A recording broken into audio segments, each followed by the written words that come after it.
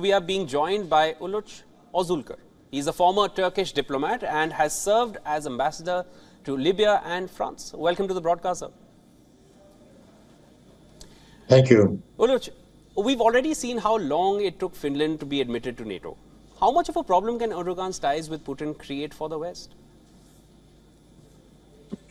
Well, I think that there's a mistake all around when people start discussing the veto of Turkey against Sweden and what NATO represents. First of all, I need to emphasize one point which is extremely critical and important for Turkey. We are sitting at a region, as the whole country, which is extremely critical to survive, and with a lot of non-democratic approaches from everywhere. And there is a war going on in our near to us at the frontiers. So as such, there are two main points that Turkey need to take into consideration inevitably.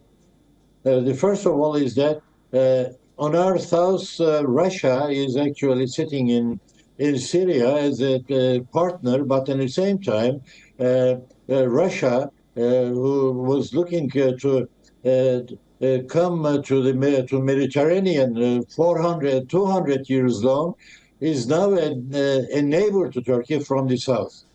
And on the other hand, there is a war going on in different regions of around Turkey, and to start with between Russia and Ukraine.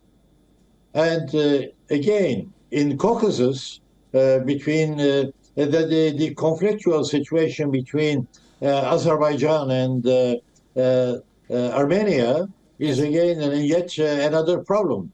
So as such, Turkey is sitting at a region where it needs to take care of its situation by balancing the relations with many of its neighboring countries as much as with NATO. Right.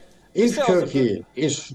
Right. Yes, Mr. please. Özülker, now, the fact that Erdogan convinced Russia on the grain deal, is Turkey perhaps the last bridge between Russia and the West? And how do you feel Turkey can use this to its advantage? Well, we already use it not only to our advantage, but to the advantage of the whole world in reality.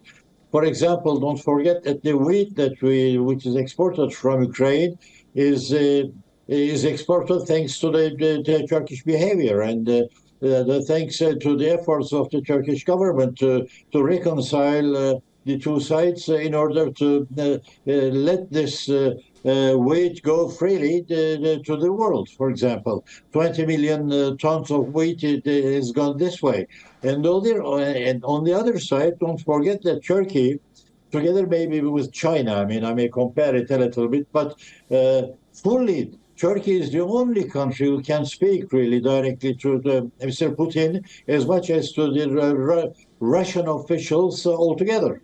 So which means that, for example, whenever there is a difficult point to discuss, Mr. Putin is calling the Turkish president in order to ask him to help him to settle the best way the problem that he is facing with the neighbors. And the American side, for example, is making the war with Russia in reality. It's not an Ukrainian-Russian war, but more an American-supported Russian war. There too, Turkey plays an extremely important role between the two sides.